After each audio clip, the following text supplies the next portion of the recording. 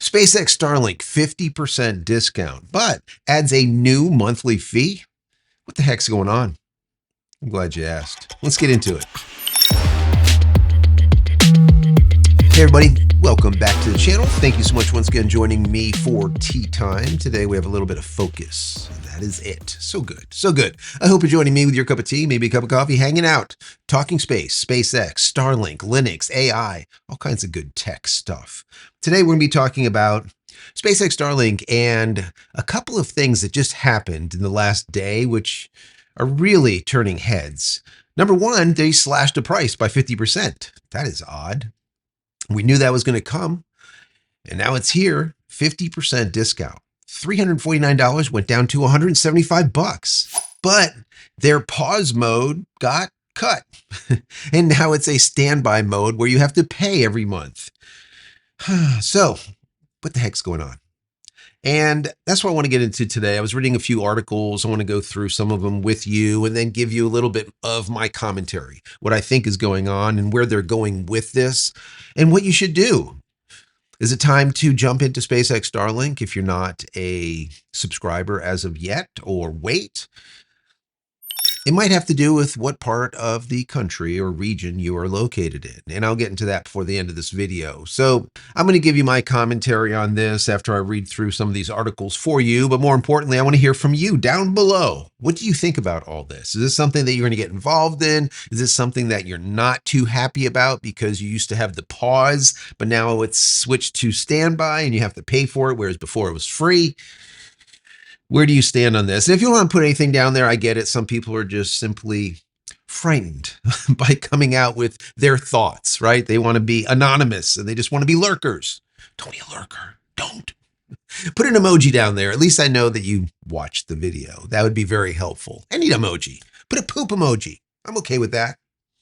Anyways, if you enjoy the content, as I always request, please throw the video a thumbs up. Don't forget to subscribe, do all of those things. Click this notification button over here so when I go live on Friday at 8:30 p.m. Eastern Daylight Time, as of now, be there. You'll be notified of it. That's what YouTube says. Sometimes they don't notify you, but I wish they would. Anyways, if you want to say thank you for all of my hard work, there's a little thanks button down there. Click on that, give $1 or $2 if you like. If not, it's perfectly fine. Consider becoming a member of the channel. That would be even better. And if you want more SpaceX Starlink specific content, I have about 545 videos I've put together in the last 51 months just for you. I'm not kidding. 545 videos. Check them out. I'll put a link here. Don't click on it yet. When you're done watching this video, click over there and you'll see a ton of helpful how-tos, tips, tricks, what to do, what not to do, what to buy, what not to buy, and of course the why behind all of it. Because this channel is always about the why.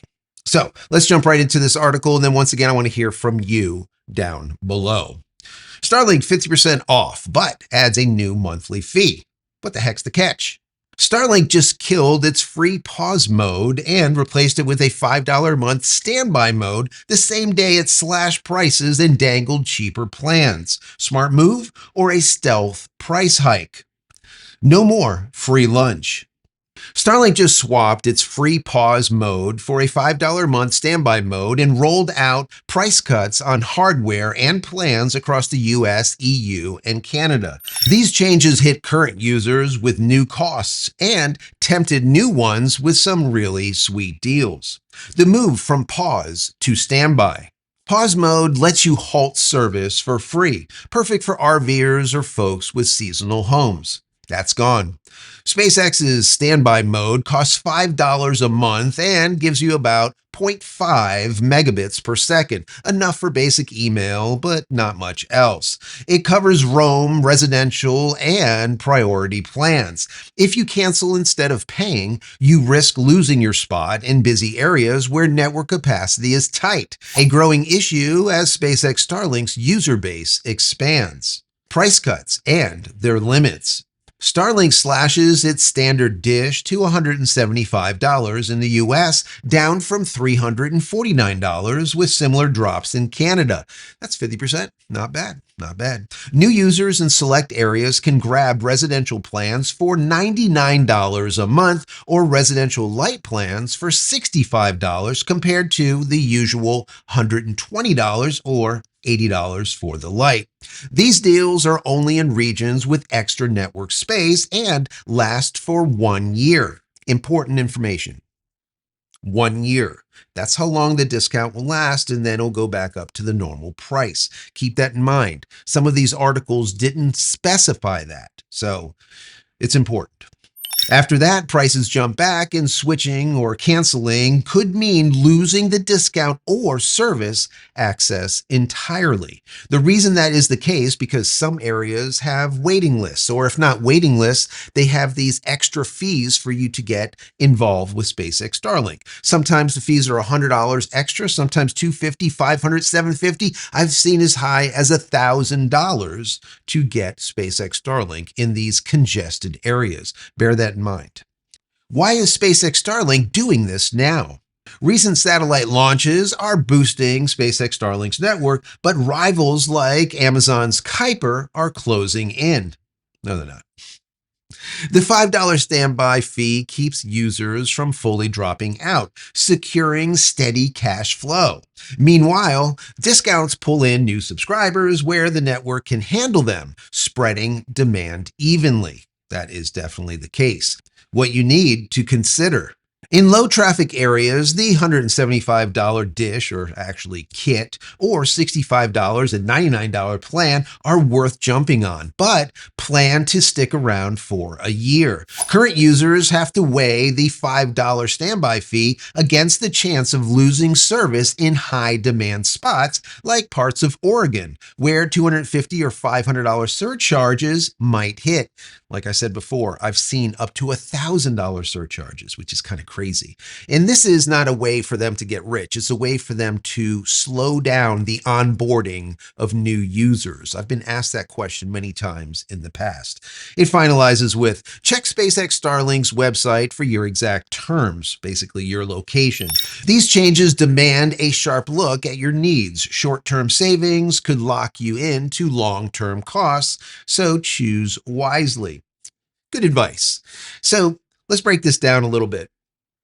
Originally, we had something called pause. And what that was is you could at any time pause your service, pay nothing. It's simply just on pause. And then at any moment, turn it back on. So that was really good if you were an RVer, for example, or you had a cabin somewhere and you didn't need service for 12 months out of the year. Maybe you were traveling around in your RV for 3 to 4 months out of the year. Or maybe you're staying in that home away from home or that cabin for 3, 4, 5 months out of the year, or maybe even 50% of the year, but you don't have to pay for the full year. So you would put it on pause. It didn't cost you anything to leave it on pause and then turn it back on when need be. The problem with that is now at any given time, all of these people that are on pause could turn their service back on, and now we have congestion in an area that there wasn't congestion before. They don't talk about this in this article or many articles I read, but this is very, very important. It allows them to have stability. So by charging you the $5 per month, now standby, it allows you to have that 0.5 megabits per second, very slow, but enough for email, that slow, let's say, draw on the system. So they know that you're there. They keep you involved. It's only going to cost you $5. It's not a lot. Was it $60 a year or something? We're not talking about a lot of money, but SpaceX knows how many people are actually on the system. When they're on pause, they never know when they're going to come back. Now, that doesn't mean that people are not going to also come back from standby mode and put it into full-blown mode too, but at least they know that they're still around and they still can suck that $5 a month from them. Not a bad deal. The other thing that's really important here that no one's been talking about, and I've talked about 2-3 years ago, is updates. I told you guys way back when, probably 24, 36 months ago, I told you guys to make sure that your system is on some type of electrical switch that comes on maybe once a week, once every other week, once every couple of days or whatever, boots up, and then after a certain amount of time, shuts back down. right? Very easy to do, but very important if this is going to be a system that you're going to have in a cabin somewhere that you're only going to use 4 months out of the year. Because during the 8 months, they could have multiple firmware updates. And then later on, when it tries to update, it can't, or it does some type of bricking of your system, and now you don't have service at all. It's very important to keep systems up to date.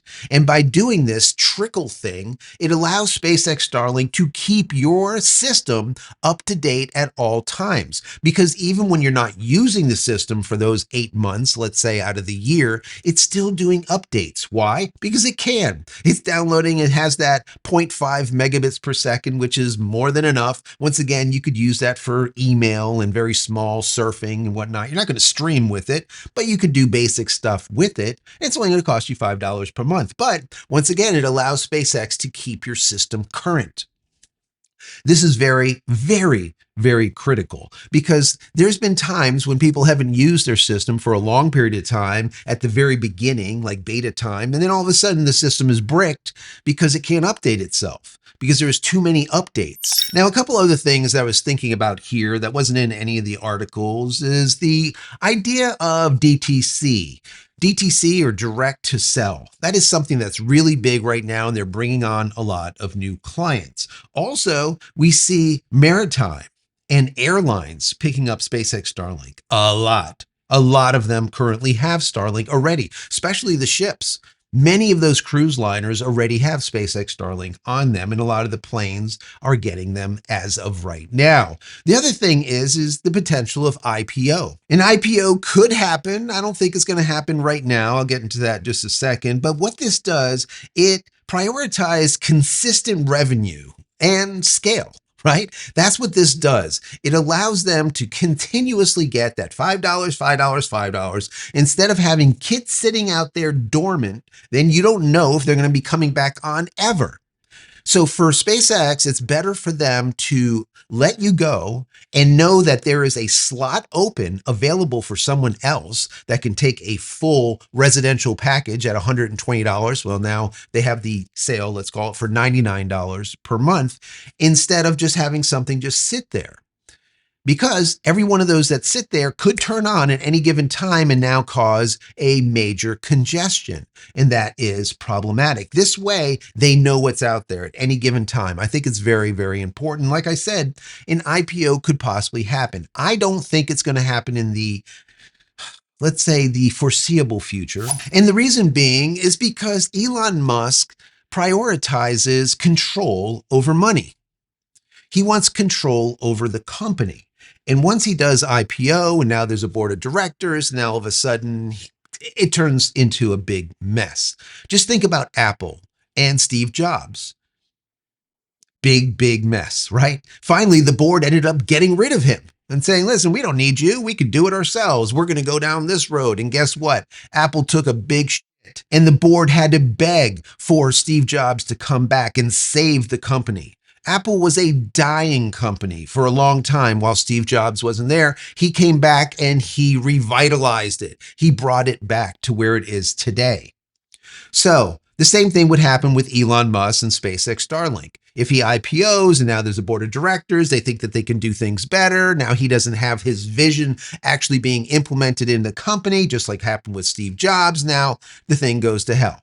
So he doesn't want to see that happen. That's why I don't think that an IPO is going to happen very soon, but I do think it's going to happen eventually, and having things in place for that to happen and having those numbers up here is a good thing, because what happens is your valuation gets higher and higher and higher. I would not doubt that we will see a $1 trillion evaluation for SpaceX Starlink one day. You can hold me to that. I've always said that if I could get into an IPO way back 51, 52 months ago, I would have. But it's not around, so I couldn't do it. Sadly, very sadly, actually. Anyways, so there's a couple other things that I wrote down that I think is really important here, and that is these discounts. The discounts being either $99 instead of that $120, or coming down to that 50% off discount for the kit, $175 instead of $349.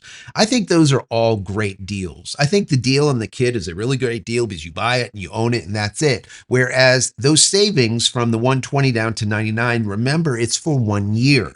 After that year, it goes back up to 120, or it has the capability of going back to 120. That doesn't mean that it will, but it could. I personally think we're going to see prices go lower and lower and lower.